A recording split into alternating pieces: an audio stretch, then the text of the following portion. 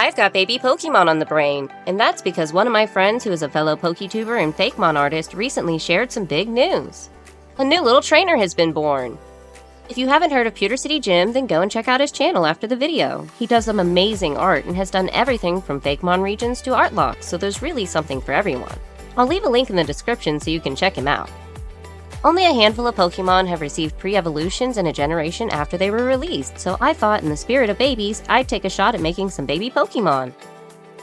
Today's Fakemon will all be pre-evos for single-stage Pokemon.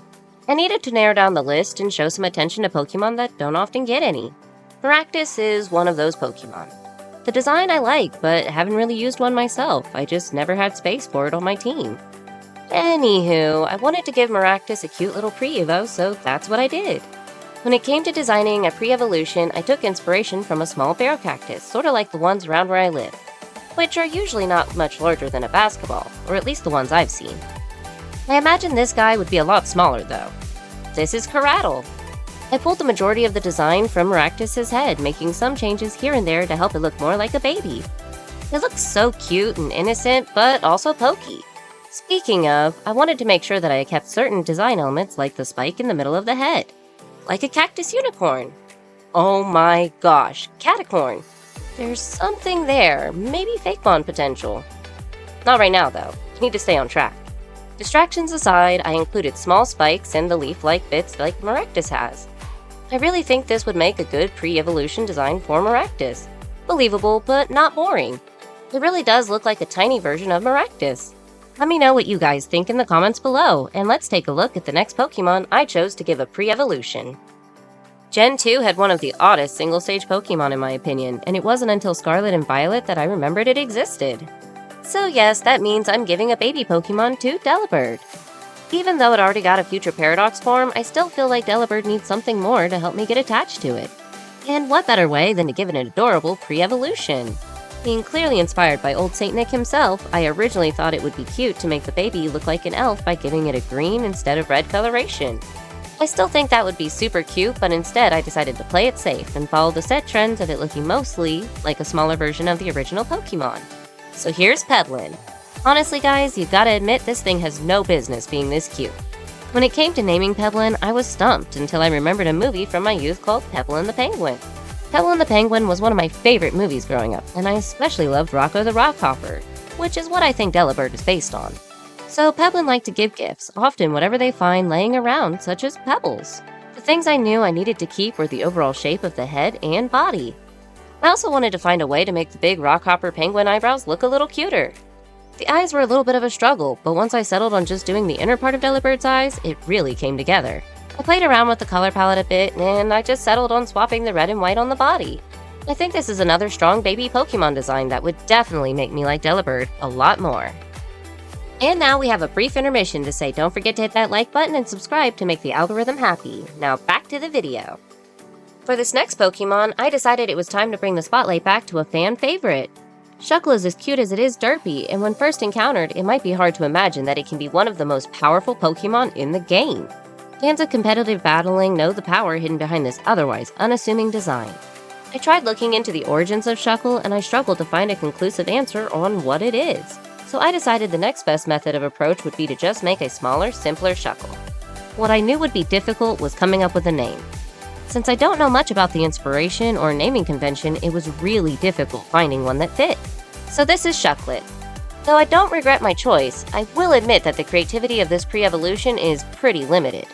I definitely think that design-wise, Shuckle didn't really need a pre-evo, but I like Shuckle, and it is just a single-stage Pokemon, so it technically fits the criteria for today's video.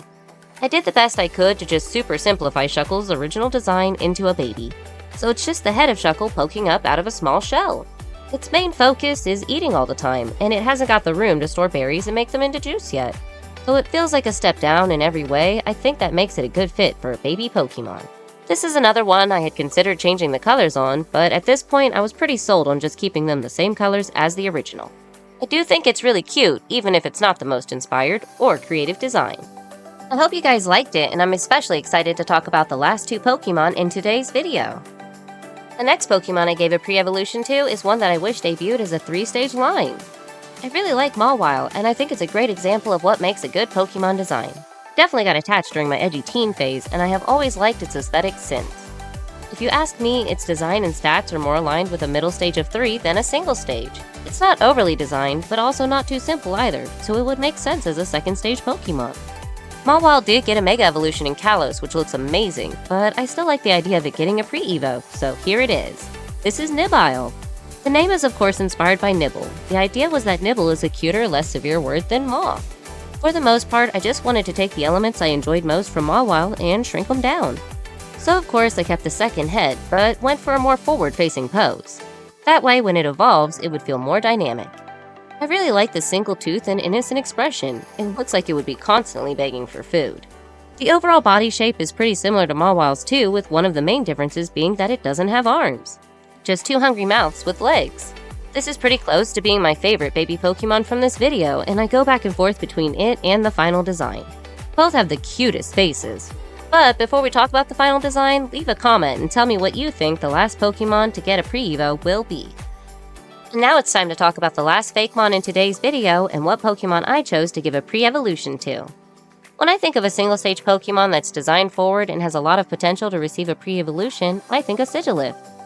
I really can't explain why, but I think it's adorable, and there's just something about the painted-on face that I love. So when I decided to do this video, I knew I could do something truly endearing by creating the perfect baby Sigiliph. And here it is, this is Sigilil. Probably the easiest to name in today's video and definitely a contender for my favorite design. Sigilil doesn't have the flying type yet, and by making it pure psychic, I was able to really simplify Sigilif's aspects. I think it's so great when a Pokemon has a ton of expression in a drawn-on face, and I really like how this little guy is full of personality. Certain other elements were included and reworked for this design as well, one of which was the little spikes. I reworked them into these cute little pointy feet for Sigilil to scuttle around on.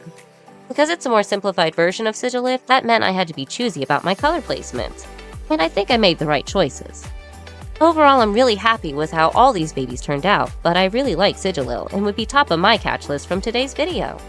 So, which baby Pokemon was your favorite? Let me know if you want more baby Pokemon videos like this in the comments below.